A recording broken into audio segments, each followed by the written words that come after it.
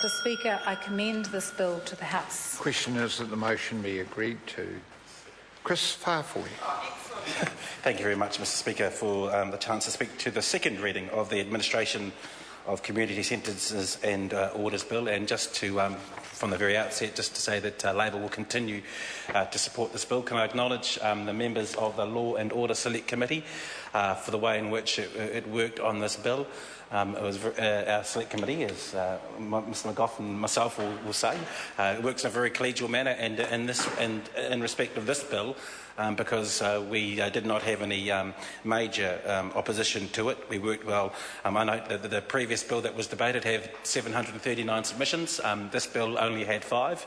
I think it was from the Law Society, the Salvation Army, and Just Speak, which is the youth wing of Rethinking Crime and Punishment, were the main submitters to the bill, and we thank them for making their submissions and making some very good recommendations to the Select Committee to this bill. Can we also just acknowledge the work of the officials that helped us during the Select Committee process?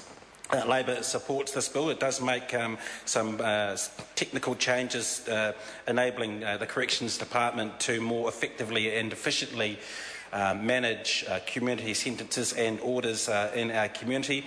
We do support the correction system that secures public safety and ensures rehabilitation, and this legislation makes, as the Minister said, changes to the barriers to the effective management of home detention and community-based sentences, electronic monitoring, parole and extended supervision orders.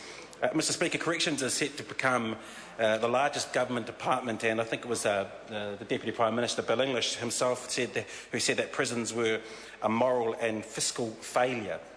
And it is important to note that we do have an approach with corrections that is evidence-based and that works well to make sure that we have effective rehabilitation of prisoners. And before I traverse some of the details of the bill, I just wanted to look at what Bill English said around the moral and fiscal failure of the prison system. We did have a submission from the Salvation Army that looked at some Ministry of Justice figures from 2009 that said 23% of those on home detention in 2009 were reconvicted in the following 12 months. Conversely, 52.6% of those who served a custodial sentence, or who were locked up in our prisons in that year, were reconvicted in the following 12 months. So we are doing a much better job of reducing the recidivism rate of those serving community sentences and community orders than those people who we are locking up.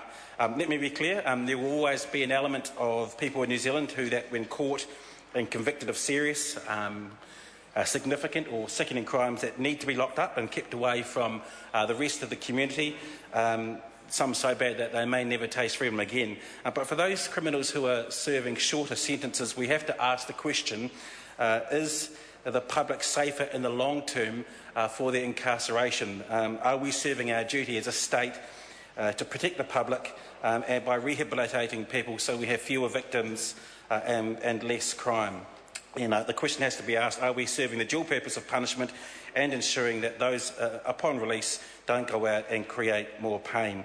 And as I said again, the Salvation Army did quote those figures from 2009 that says we're doing a much better job of rehabilitating those on community orders than those people who we are locking up. Safeguards must be put in place to make sure that we get rid of as much risk as we can when we have people serving community-based sentences. And I believe that in the future we must look at community-based sentences as a way of being much more fiscally prudent and doing a better job of making sure we rehabilitate our people who we are sentencing. On the fiscal side, it's costing us taxpayers about $58 a day to keep someone in home detention, and that's roughly a quarter of what it costs to keep someone in prison, which the cost is about $250 a day. So on the fiscal side of things, it makes sense to ensure that for those who we think can be rehabilitated and serve a sentence in the community, in a fiscal sense, it is much cheaper to do that, and it could be much more effective. Mr. Speaker, I'd just like to look at the bill, as I said, to look at some of the details. The Law Society did have some concerns around one of the points that the Minister raised about halting community sentences while a non-compliance order was appealed in the court. They believe that if the sentence was continued to be served, that some people could serve an extra long sentence while the court did consider that. And I think in the bill we've given the court some flexibility to be able to use some discretion as to whether or not time has been served or time has not been served. And also, as the Minister mentioned, we've given the Corrections Department some more flexibility as to giving the ability of transferring community sentence hours into community sentence training. And I do want to note the work that the Minister is doing around education in prisons. I think she was at Arohata Prison recently in Tawa, where she was promoting some more education work within the prison and for inmates. And as she said, and we agree with on this side of the House, education is a very important part. It's actually the key of making sure that we rehabilitate inmates to make sure we reduce crime and reduce victims when they come out of prison. So credit where credit's due for the commitment that the Minister is making to those education schemes. Just one other point I did want to look at is that we are giving a little bit more flexibility to the Corrections Department, as the Minister said, when there was a change of address, when a residence where home detention is being served has become unsuitable. In the past, we think it's been onerous when a parole officer has had to go to made a temporary change of address and has had to go to court for to change the permanent address. We're now giving the Chief Executive the option of being able to vary a home detention residence, so we don't have the hold-up that we've had in the past, and I think that's another way in which the Corrections Department can effectively and efficiently manage home detention or community service orders. So in conclusion, Mr Speaker, we will support this bill.